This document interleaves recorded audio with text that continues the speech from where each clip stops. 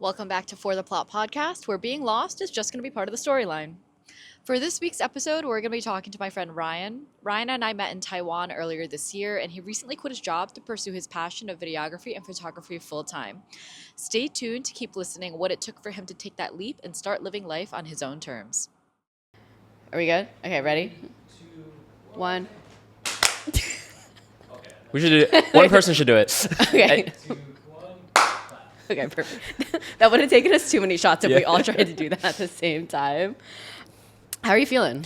I'm feeling great. It's a beautiful Saturday afternoon, or maybe we shouldn't dox the time, but it's a wonderful. It's a really humid afternoon here in New York City. Wonderful afternoon in New York, but honestly can't complain. The sun's out. Happy to be here. Happy you're here. It's actually kind of crazy that this is only our Less than 5, 6. I was gonna say less than 10. Yeah. Definitely less than 10th time meeting.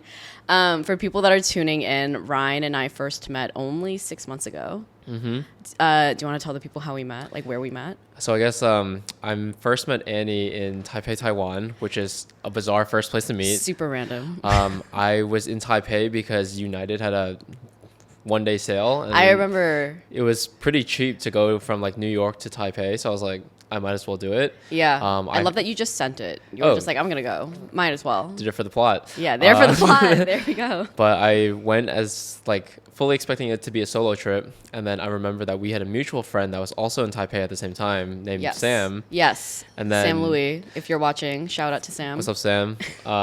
So Sam was there, and then we saw on each other's like stories that we were in Taipei, so we're just like, oh, we should meet up. Mm-hmm. Sam asked me to like meet him and a friend at a coffee shop, and then we're just hanging out. And then Annie comes in. Yep, I had just come in for, I think it was around Lunar New Year. Mm-hmm. So I was at some street market, and it was so chaotic, and it was so crowded. Yeah, did you go to that? Yeah. Okay, it was so crowded. It was so chaotic. I was there alone. I think Sam and I had split for the day or something. And he was like, hey, I'm getting coffee with my friend, you should come meet up with us. And I was like, okay. So I show up, and it's like this dark and like kind of sexy vibes coffee shop. And I was like, where am I? I walked in and I was like, what are we doing here? And Sam was sitting there with Ryan. And Ryan, I remember you had like a tripod out and some camera stuff. And I was like, oh, this is sick. Like, this guy's just in here filming, doing his thing. And that's how we got to chatting for the first time. That was the first meeting. Also, I'm glad you pointed out the coffee shop, because I also entered and I was like, where am I? Oh, so you didn't choose the coffee shop? No, Sam did. It was like, because it was like dark and like kind of like foggy, and it was like you couldn't see daylight in there. Yeah, it was like candle, like very mood lighting. Yeah. I was like, is this a date? No, literally. Sam is a man, by the way. Heterosexual man. Ryan has a girlfriend. Yeah. Just for everyone watching. And then we were at this like sultry coffee shop, but here we are. it was 8 months later. 8 months later. We're now in New York from Taipei, and the lore goes crazy. The lore does go crazy. And the second time we met was only about a month ago when I came up with this podcast. Mm-hmm. So Ryan saw my Instagram story, and he basically reached out and was like, hey, super sick idea. Let's meet up and talk about it. And we had like a 2-hour lunch. That was only our second time hanging out. And we were just like riffing ideas. I could feel how excited you were about this project. So I'm really excited to have you on as a guest and share your story, because I think it's pretty incredible.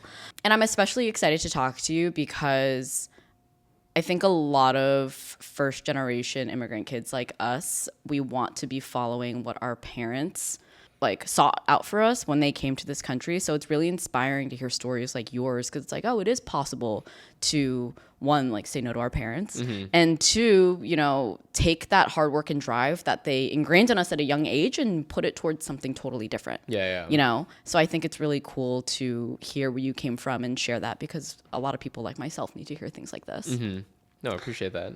Just to give like high level what the story is, you recently quit your job. Well, not recent at this point. It's about 3 months ago. 3 months ago. Okay, semi-recently, and now you're pursuing your passion full time, which I think is so cool and like so admirable and inspiring. Thank you so much. Yeah, excited for you to share your story there. Of course, yeah. It's been a wild ride. It's been a pretty eventful 3 months. I had to say, like, time really flew, but it's been super fulfilling, and I have no complaints. Hell yeah. Since this is like still one of our early times hanging out, there's actually a lot about you that I don't know. So I was hoping that we could start kind of from the beginning, like your childhood. Sure. Is that too intimate for our first When I- for our first question? It was a cold winter day when I was born. So we can start with like the basics, you know. So like, where did you grow up, Ryan? Yeah, so I live in New York, but I originally grew up in right outside DC. It's in Maryland. Grew up there, suburban town, but we had access to DC, and Nice.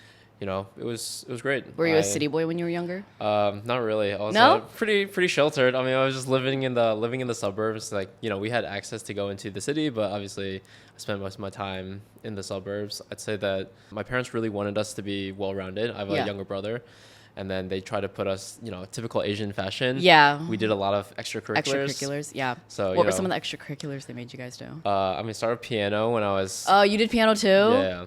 Actually, before I did any photo, video, or anything, my first thing was music. So I did like piano lessons for like 3 years, and I like told my mom I hated it. And then my mom was just like, "Oh, but if you give up, you're never gonna like learn." And then My mom would say the same. She would guilt me into it. She'd be like, "You're never gonna finish something that you start," and I'd be like, "No, I don't like it." Yeah. No, but it's like the things I liked playing the piano, I just didn't like the structure of lessons. So I I told see. my mom, also, I'm like 9. I'm like, I want to quit, and then I'll teach myself. And my mom's like, "You're not going to teach yourself. What are you talking What about? are You're you like doing?" 9 years Yeah. old." But I like complained so much to the point where she was just like, I give up. Yeah. Yeah.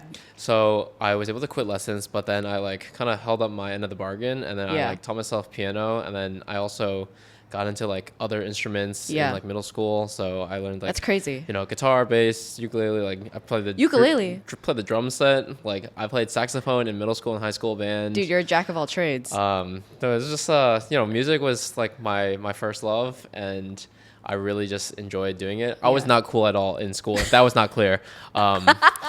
I was like the biggest loser nerd. Like I was first chair saxophone, so automatically That's you can pretty tell. cool. But you can tell what kind of kid I was in like 7th grade, right? I would have been friends with you. Thank you, thank you. To be clear, I also didn't have a lot of friends in school Okay. either, so I think we would have been friends back Yeah, in the yeah, day. I feel like this is great foreshadowing because you have clearly been a self-starter since you were in the single digits as a kid.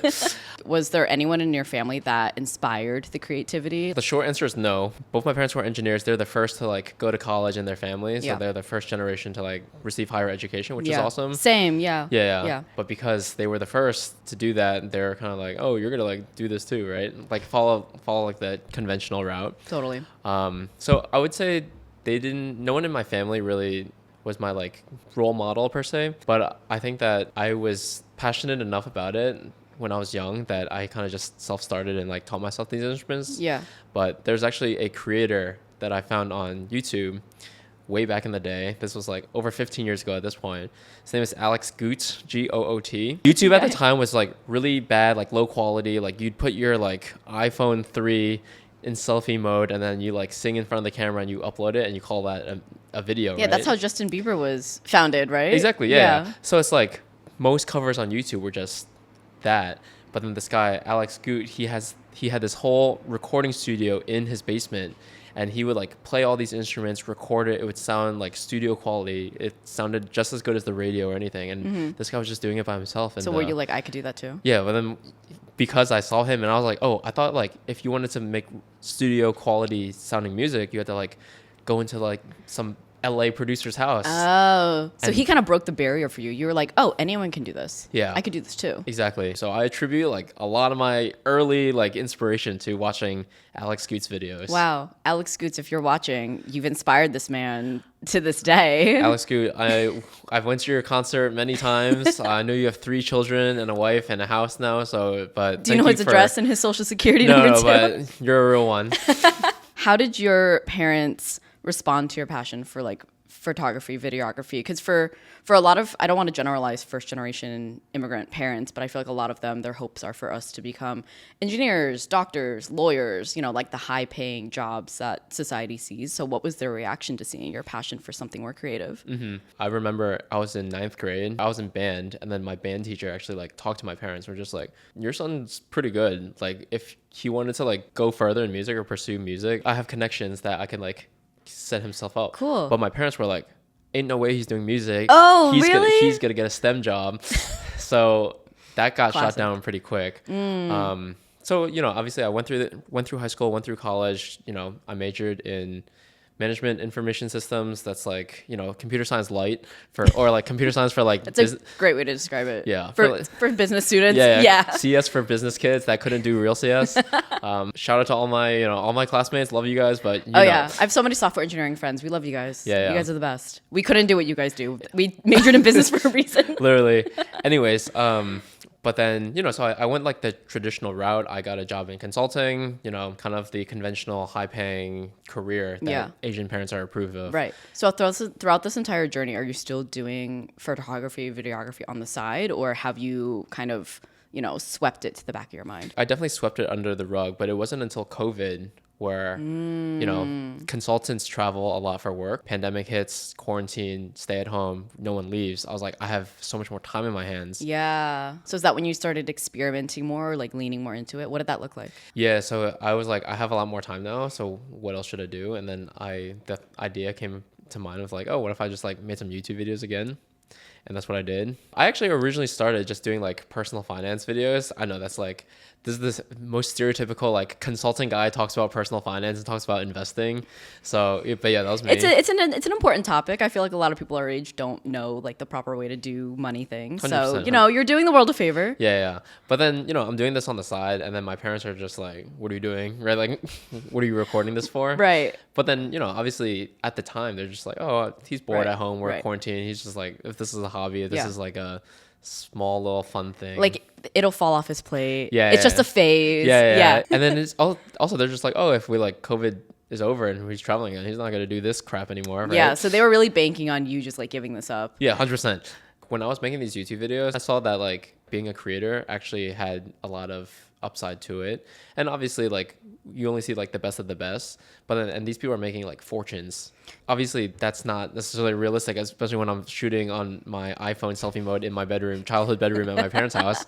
But like I saw the potential of like, the creator economy and being in this industry could actually be like a high-paying job as well. So in that moment, were you thinking about your exit plan from corporate, or was that just the moment you realized like, oh, this could be something?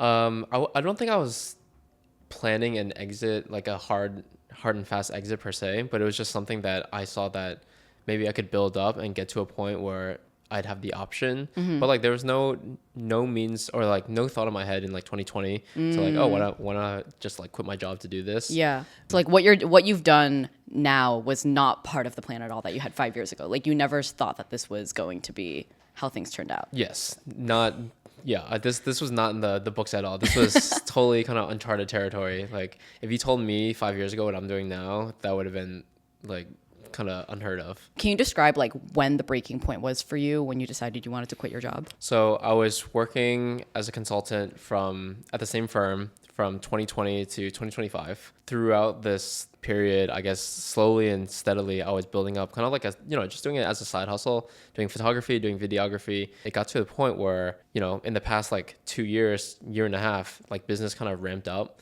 So my side hustle was definitely like taking up more time. Yeah. It got to the point where I was busy very consistently with side hustle work, and it got to the point where I was like not present in my day job because I'm just thinking about all the side hustle projects that I'm working on. You were so much more excited about the things you were working on outside of work that it was taking energy away from like your actual job. I guess the biggest moment was the door kind of revealed itself to me. I had a performance review. Prior to this performance review, I had always wanted to quit because I was like, I don't like this job. I'm not passionate about this job. Did you know that back in 2020, or did it take a few years to kick in? It took a little to kick in. Okay. But especially like last year, 2024, I think I was like I'm so excited for the day that I'm going to quit. I just didn't know when that was going to be.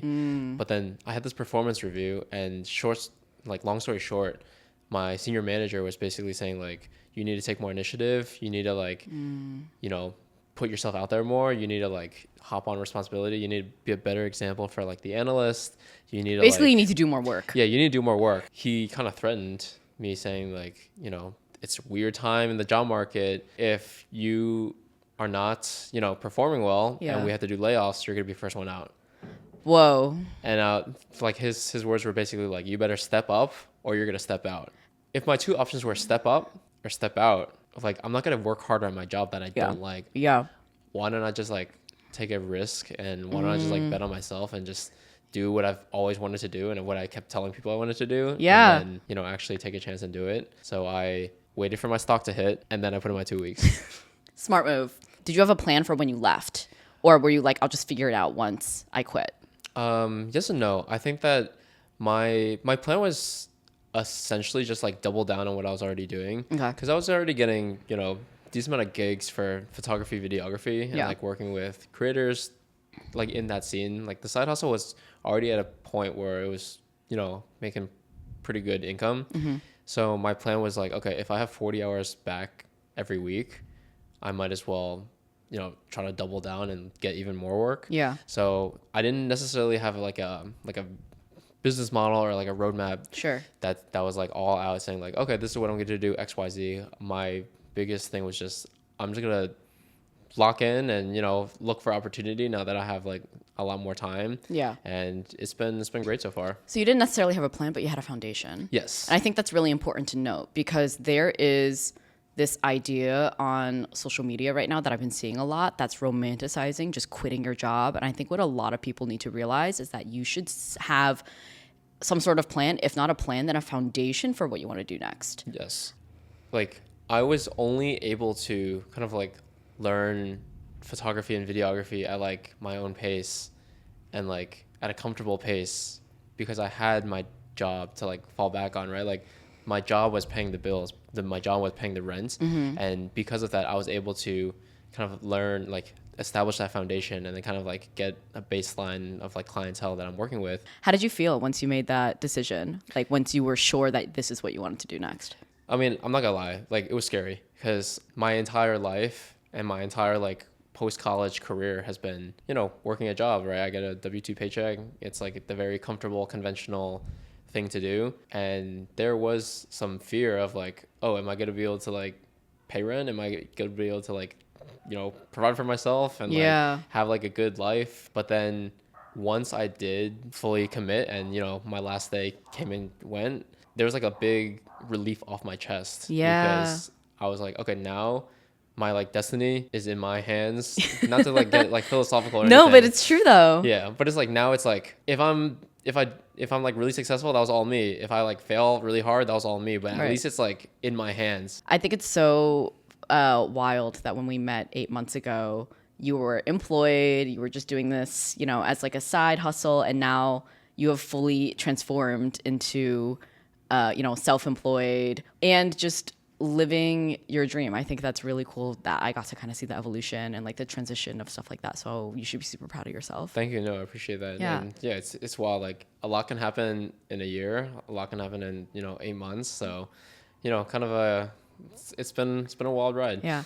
What advice would you give to someone who wants to quit their job, but they don't really know what they want to do next, but they know that they want to make an exit from whatever it is that they're pursuing right now? I'd say my best advice is to use the job as a vehicle to explore as many options as you want. Use that as your launching pad and try a bunch of different things, right? Like if a person does not want to keep working their job, but they don't exactly know what's next, they don't know what they want to do, you have the freedom to try whatever you want and experiment, fail a lot, learn a lot. Yeah. Because, You have a cushion. Yeah, your cushion. Your job is still paying your bills and still like funding your life. So I think that, it's totally fine to not know what you want to do. It's fun to know that you don't want to work corporate, but you don't know what's next. But I'd say just like take this time to experiment as much as possible and just like figure out what that thing is. Yeah. How did your parents take you quitting your job?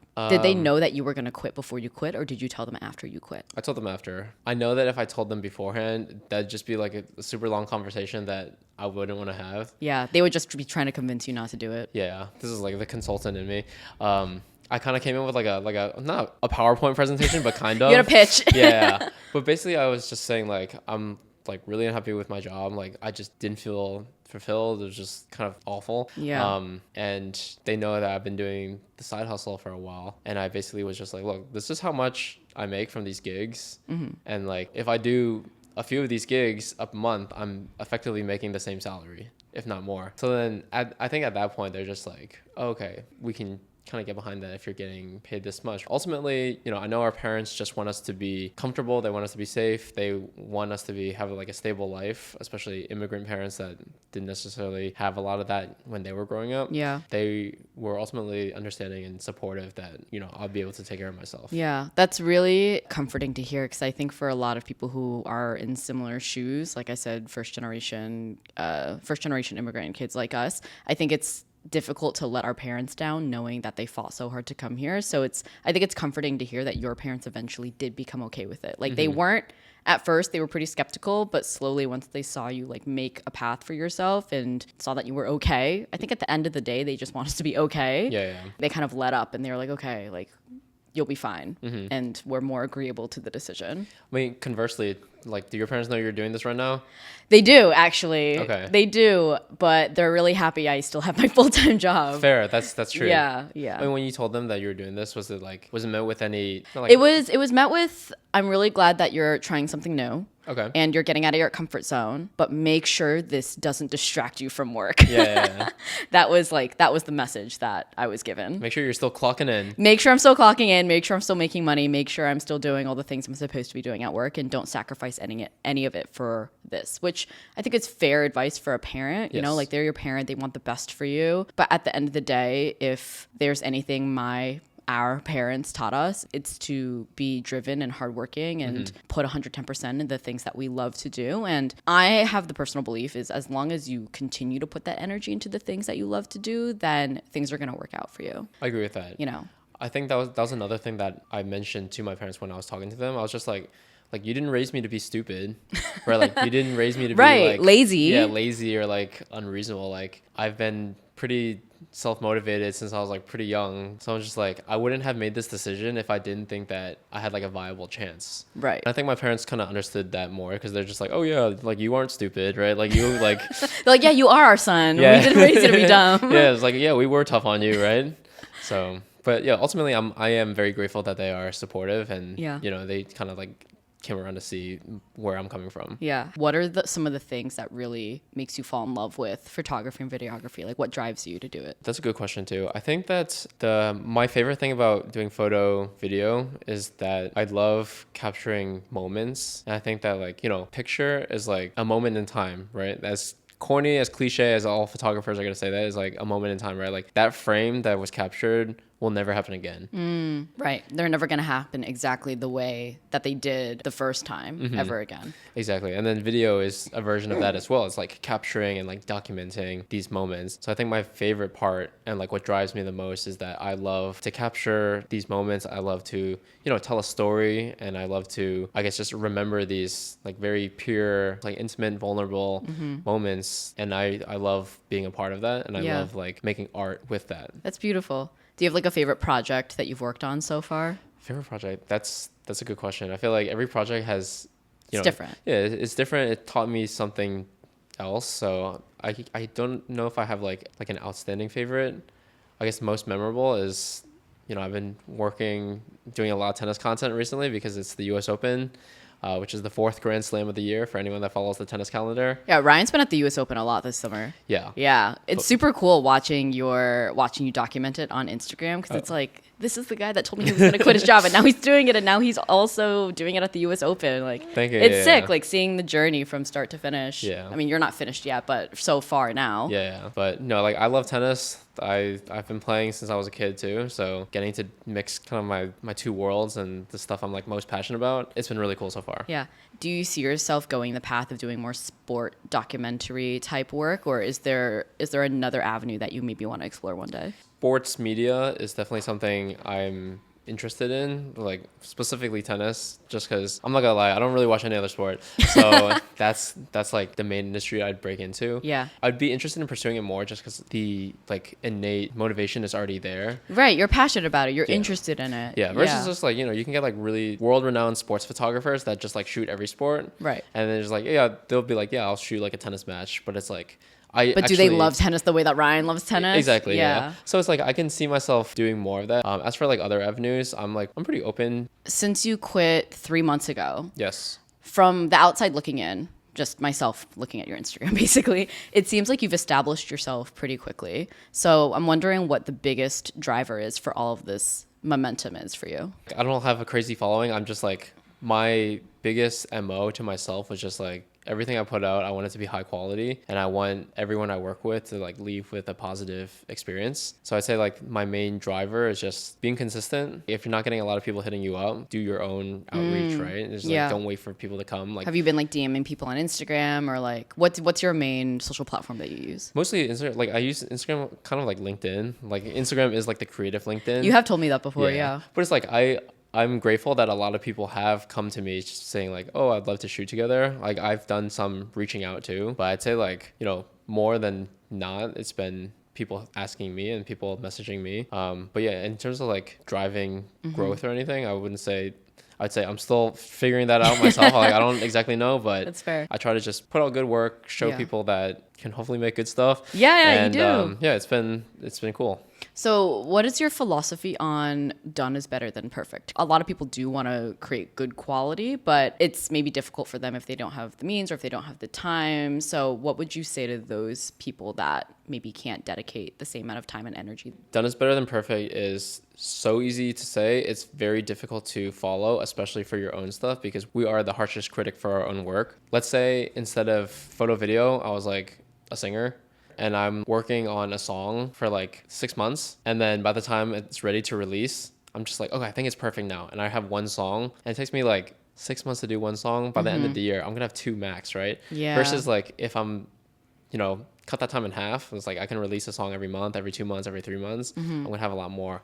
Yes, you can argue that those songs might not be as good quality, but like when you're beginning, it's so much more important to have like get the reps in, right? I'm gonna give a lame tennis analogy for like 5 tennis players that are gonna watch this. Do it. But if you're playing Wimbledon, you're not just gonna step on the court and just get ready to play a match, right? Yeah. Like you have to play a lot of practice matches ahead of time so that you're ready to step on center court Wimbledon.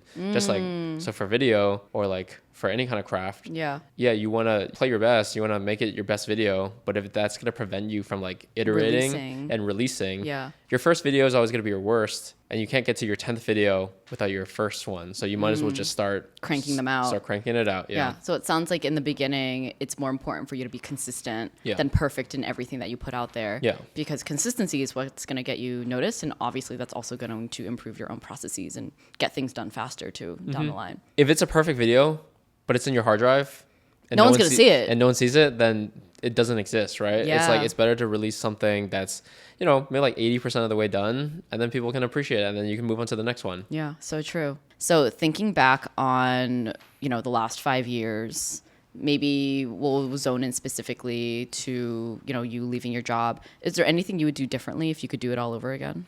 I would have bought my camera sooner and like start learning sooner, because before I was just like, I started just editing. When did you buy your first camera? Like less than 2 years ago. Wait, what? Yeah. Wait, I thought you've had a camera for years. No, so I was editing other people's like videos and stuff. And then sometimes when I'd shoot with people, they'd have like their own gear. So they'd just be like, here's my camera, like, frame me up and shoot. But then I didn't like actually dive into like my own like photography, videography until like sub 2 years ago. Well, that just blew my mind because when I first met you, I was like, oh, this guy has been doing camera stuff since he was a kid. Like he just, I feel like you know so much. I mean, you know so much about it. Like I hear you and Mike yap about your camera setups and I'm like, that is all gibberish to me. Like I have no idea what they're talking about. What's up, producer Mike?